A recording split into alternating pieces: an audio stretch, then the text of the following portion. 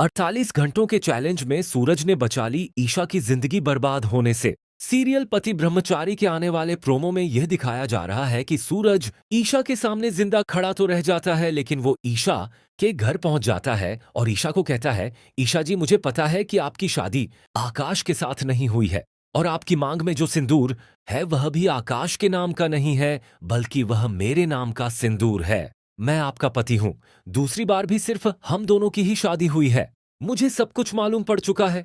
लेकिन जब आकाश को सूरज के जिंदा होने का सच पता चल जाता है, तो अब आकाश और सूरज के बीच में चैलेंज होता है, जहां पर सूरज कह देता है कि अगले 48 घंटों में मैं ईसा जी को हमेशा हमेशा के लिए अपना बनाकर रहूंगा। वेल दोस्तों, कहानी में शॉकिंग ट्विस्ट आने वाला है, क्योंकि अब यहां पर आकाश ने जो 48 घंटे दिए होते हैं, उस 48 घंटे में यहां पर जो सूरज है वो फाइनली ईशा तक पहुंच ही जाता है, क्योंकि सूरज अगले 48 घंटों में अपनी ईशा जी की जिंदगी बर्बाद होने से रोक लेता है, जहां पर जबरदस्ती आकाश ईशा जी की शादी कर ईशा के साथ शादी करने वाला है।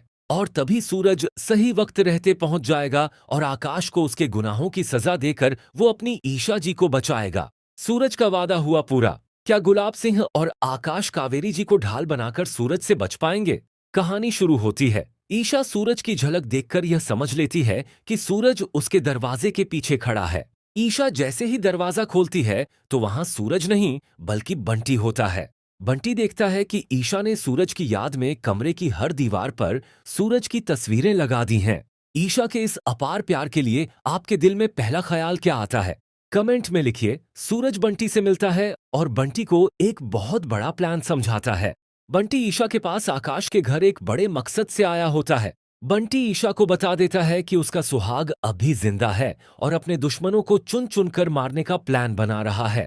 सूरज के जिंदा होने की खबर सुनकर ईशा बहुत ज्यादा खुश हो जाती है और बंटी से जिद करती है कि मुझे अभी के अभी अपने सूरज से मिलना है और उसे गले लगाना है। बंटी ईशा को समझाता है और कहता है, अब यह बंटी आप दोनों को सिर्फ एक दिन के लिए नहीं बल्कि हमेशा के लिए मिलाने के बाद ही चैन की सांस लेगा। ऐसी दोस्ती को हम सलाम करते हैं। बंटी ईशा की मदद से आकाश के फोन में एक नया नंबर गुलाब सिंह के नाम से सेव कर देता है और पुराने गुलाब सिंह का नंबर डिलीट कर देता है।